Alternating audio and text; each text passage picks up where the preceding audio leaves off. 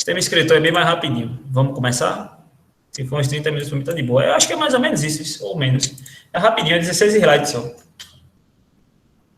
Deixa eu compartilhar aqui. Opa.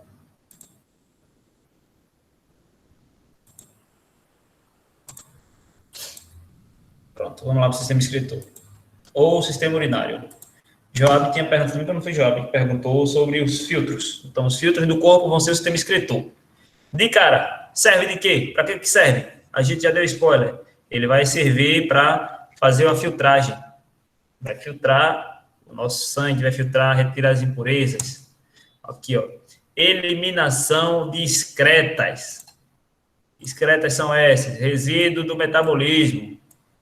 Lembra que eu falei na aula de metabolismo que existem resíduos que vão saindo e tal, de respiração celular. Resíduos que vão saindo, pronto, eles vão saindo, ele não pode ser acumulado no seu sangue, porque eles são tóxicos, então ele tem que sair para algum canto. Então, os seus rins aqui, o sistema excretor, vai filtrar essas substâncias, reaproveitar, que é a parte que ninguém lembra, a gente só lembra da parte que joga fora, que é a urina, mas tem uma parte muito importante, que é o reaproveitamento, e ele vai regular também o pH do seu sangue, e regular a pressão sanguínea, porque é daqui que saem os neurotransmissores que vão dizer se os seus vasos devem relaxar ou contrair.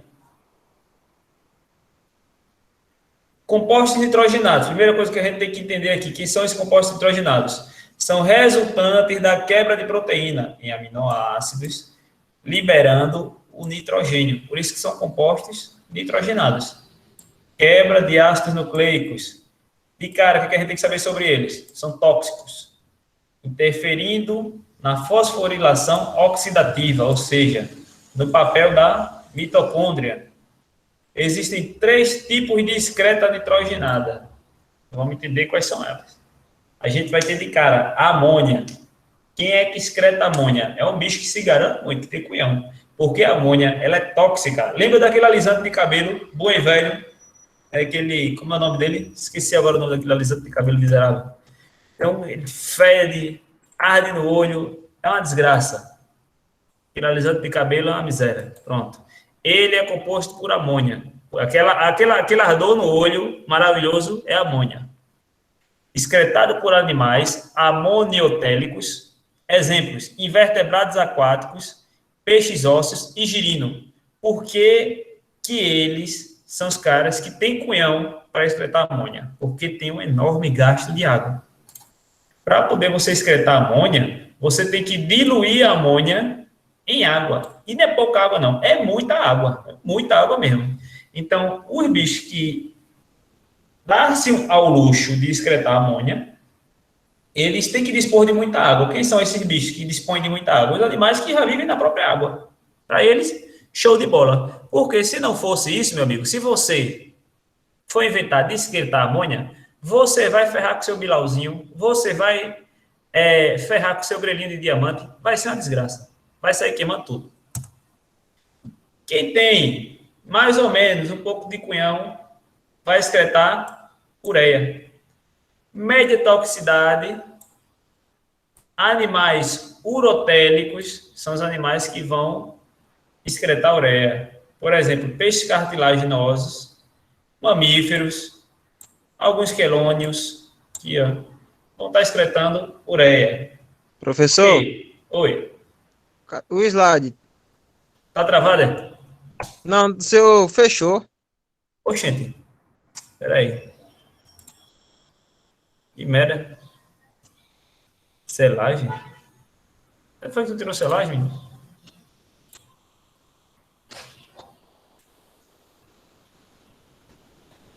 Ah, o alisante. Sim.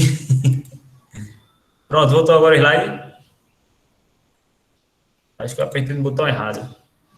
Enfim, aqui, ó. Amônia, muito tóxico, excretado por animais amoniotélicos. Exemplo, invertebrado aquático, peixes ósseos, girino. É quem tem cunhão, quem tem muita água disponível para gastar. Ureia, média toxicidade, animais urotélicos ou ureotélicos. Peixes cartilaginosos, mamíferos, tartarugas. Como é que se faz a ureia? Ele vai pegar, juntar a amônia com dióxido de carbono. E essa junção vai ser feita no fígado. E aí vai gerar essa ureia. Quem excreta a ureia, por exemplo, eu, você, nós dois, todo mundo aqui juntinho, gostoso, mijando, é uma coisa maravilhosa. Ácido úrico. Quem que excreta ácido úrico? O ácido úrico ele tem toxicidade baixa, pouca afinidade com água, ou seja, ele não se mistura muito bem com a água. E os animais ureotélicos, como insetos e sauropsidas. Quem são os sauropsidas? As aves, gente. As aves. As aves somos nós. Quem como é que a gente identifica? É aquela pasta branca na bosta do pombo. Quando o pombo caga, a galinha caga, tem aquela pastinha branca. Aquilo ali é o ácido úrico, porque ele não se mistura muito bem com a água. Entendeu? Não se mistura muito bem com a água. É um negócio meio leve e tal. Por que esses animais, sauropsidas? Veja bem que eu já estou usando o termo científico para vocês se adaptarem. Sauropsidas. Por que eles excretam ácido úrico? Porque eles precisam ter o corpo leve para voar. O pombo, você já pegou um pombo, já comeu um pombo, já fez isso que nem a Dilma, comeu um pombo. Pombo é um bicho leve, ele não pesa tanto. Para poder o corpo dele ser leve, ele não pode estar carregando muita água no corpo dele. Tem que ser pouquinha água. Então, já que ele carrega pouquinha água, ele tem que ter uma excreta que não seja muito tóxica, que não precisa de muita água para diluir. Então, ele vai excretar o ácido úrico. Vamos voltar lá para o slide.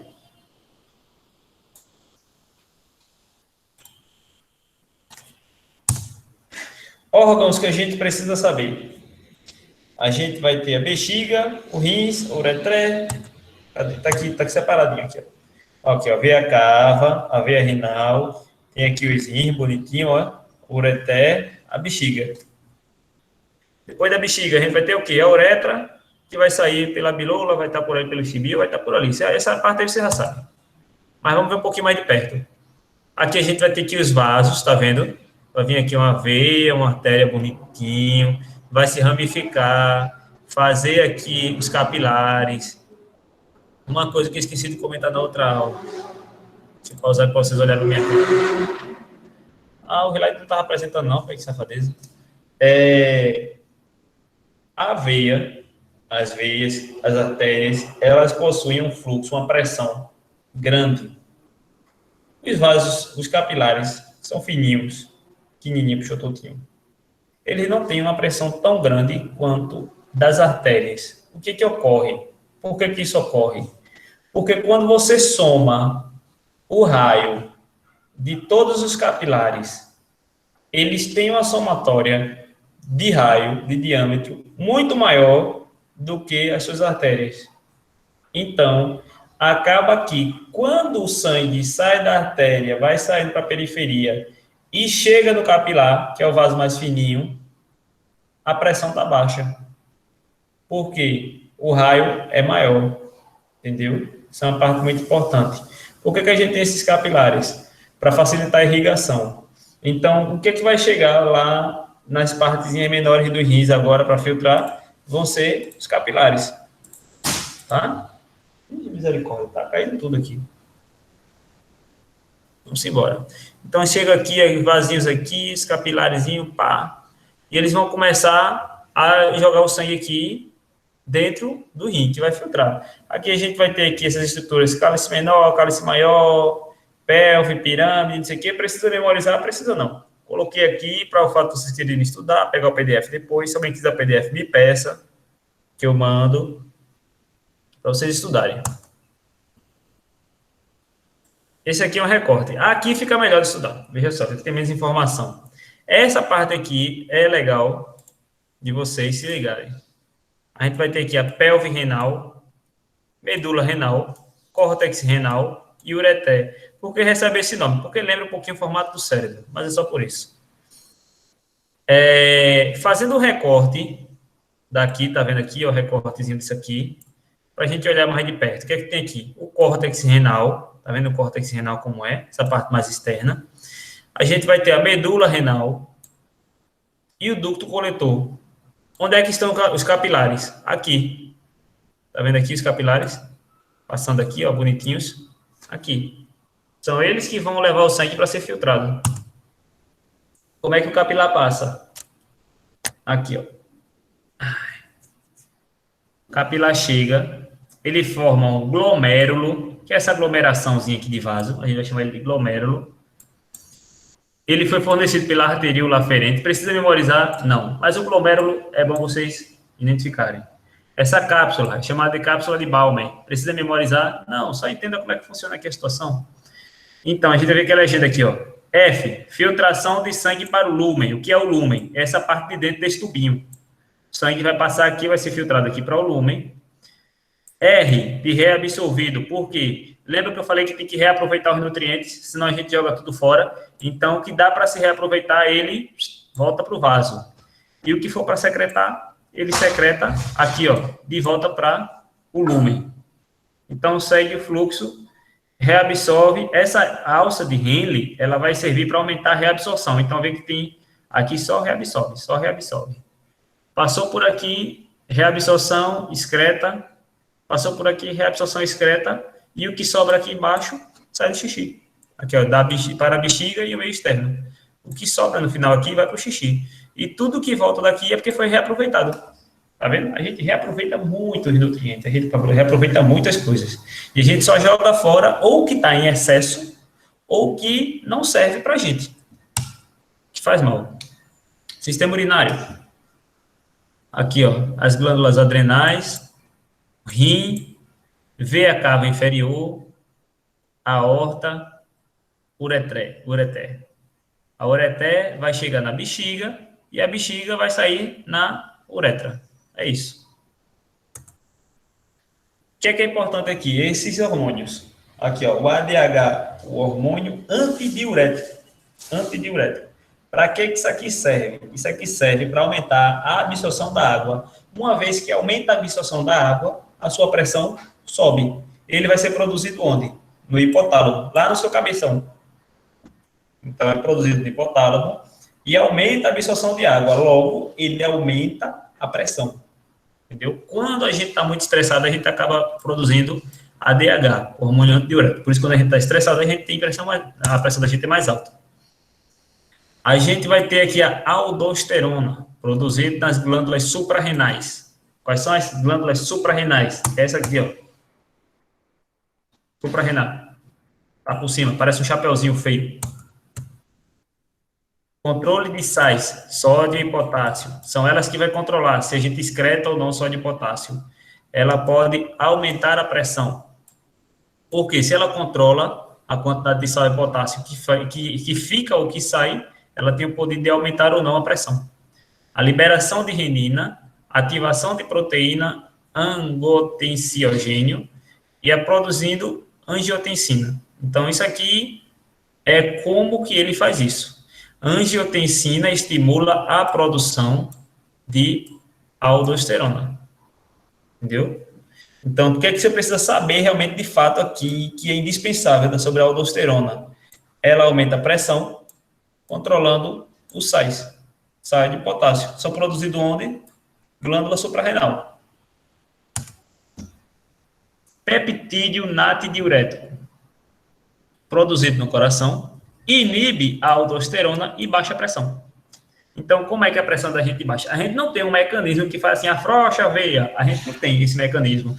O mecanismo que a gente tem, ele faz com que a aldosterona pare de ser produzida. Logo, a pressão para de aumentar, então uma hora ela cai. Entendeu? A gente não tem um mecanismo que faça exatamente com que a nossa pressão caia diretamente. Entendeu? Então, é isso. Ficou alguma dúvida até aqui, gente? Como eu disse, era bem rapidinho isso aqui. Se ficou alguma dúvida, manda aí que a gente debate logo agora. Que susto. Eu fiquei em relação à filtração. A filtração. O que foi exatamente que tu não entendeu? Aquela parte, tipo, do caminho, o sangue chega no rim, aí ele se ramifica, aí filtra e depois ele sai. Isso. O que sai no túbulo da alça de Henle, que ali é a alça de Henle, isso aqui, aquele tubinho que sai ali, é o ureter. O que sai ali é o que vai ser descartado, não serve de nada. E o que volta no vaso e volta para o seu corpo para circular de novo é o que foi reaproveitado, é o que vai ser reabsorvido, é o que presta, é o que tem de bom. Quando aquela galera que vai malhar compra aquele spot desse tamanho, Monster Pack de não sei o que, hipercalórico de não sei quantas mil vitaminas. Aí o cara, porra, meu irmão, eu vou ficar parecendo um boi de tão grande, bicho. Não vai não. Seu corpo ele tem um limite de absorção de nutrientes. Obrigado. Tem um limite de absorção de nutrientes. Uma vez que o seu corpo tem nutrientes demais, ele começa a sair pelo xixi. Porque o seu corpo não consegue reabsorver, ele tem um limite de reabsorção. Estou encerrando, não precisa não. Ele tem um limite de reabsorção. Por exemplo, vocês já ouviram falar de um teste que geralmente o pessoal mais antigo quem fala, você quer saber se está com diabetes? Mija no chão, se der formiga é porque está com diabetes. Meu amigo, quando você mija no chão e dá formiga, é porque você está fodido até o talo de diabetes. Tá entendendo? É porque o nível de glicose no seu sangue está tão alto que o seu rim está começando a jogar a glicose fora porque ele não sabe mais o que fazer com tanta glicose. Tá entendendo? Olha, o Willi já ouviu falar sobre isso. Então, é um teste que realmente ele funciona, mas ele vai funcionar para ele dizer assim, meu irmão, se fudeu, tá ligado? Está com um nível muito alto. Então, aquela reabsorção ela é muito importante para que a gente não jogue nutrientes fora, mas ela tem um limite. Esse suplemento de academia, quando você acaba tomando nutrientes demais, o seu corpo tem um limite. Ele vai sair ou pelo xixi ou pelo cocô. Ele não vai reabsorver tudo, não. Não é porque você está tomando um porrilhão de nutrientes que o seu corpo vai inchar, ficar grandão, não. Vai dar no mesmo que você tem uma refeição bem balanceada e tal. Tem gente que só faz comer e trabalhar e fica forte do mesmo jeito. Tá entendendo? Não adianta aquilo ali. Enfim, naquela parte ali é isso, é reabsorção excreta, reabsorção excreta, reabsorção excreta. Tem uma parte que é na alça de Henle, que ela só reabsorve e depois excreta. O que sobra no vaso sanguíneo volta para o corpo, é porque só tem coisa boa. E o que sai naquele túbulozinho final, que vai sair pela ureter, é porque só tem coisa que não presta. Só tem negócio que estava em excesso no seu sangue, negócio que é tóxico e tudo mais. E vai regular o pH também, conta das excretas. Ô, professor, Oi. minha avó falava que quando a pessoa tá com frieira no pé, aquela micose, que mijava em cima, matava. Isso é verdade ou é só fake news? Depende do mijo. Depende do mijo. Porque a frieira, no pé, a micose, ela é um fungo. Um fungo ou uma bactéria, para se estabelecer na sua pele, pano branco, por exemplo, é uma micose. Para se estabelecer na sua pele, ela precisa de um pH. Lembra quando eu falei da questão da mucosa feminina e tal, que qualquer coisa pode desequilibrar o pH? Pronto. A sua urina, ela, a depender do seu corpo, de como está o funcionamento do seu corpo, ela vai ter um pH muito alto ou muito baixo. Então, isso pode, de certa forma, não estou dizendo que vai funcionar, mas pode ser que desequilibre o pH do local e o fungo não consiga mais se estabelecer. Vai ficar fedendo. É melhor comprar uma pomada, funciona melhor. Porque a gente ainda não mija feito pombo, né? Que a bosta do pombo vai lá, tem aquela bormazinha branca, que é o ácido úrico. É cremosa, daria. Se fosse que nem cocô de pombo, a gente passa a bosta de pombo, que eu acho que funciona. Era só mijar em cima. Mas, enfim, uma pomada, ela vai ficar ali por muito mais tempo. Então, ela sim vai ser efetiva em desequilibrar o pH do local, que estaria ideal para o fungo se estabelecer. A menos que comecem a vender mijo em gel, eu não sei. Mas teoricamente, pode resolver. Não vai ser tão efetivo quanto uma pomada, mas está aí, né? Alguém tem mais alguma pergunta? Pode mandar, não tenha vergonha não.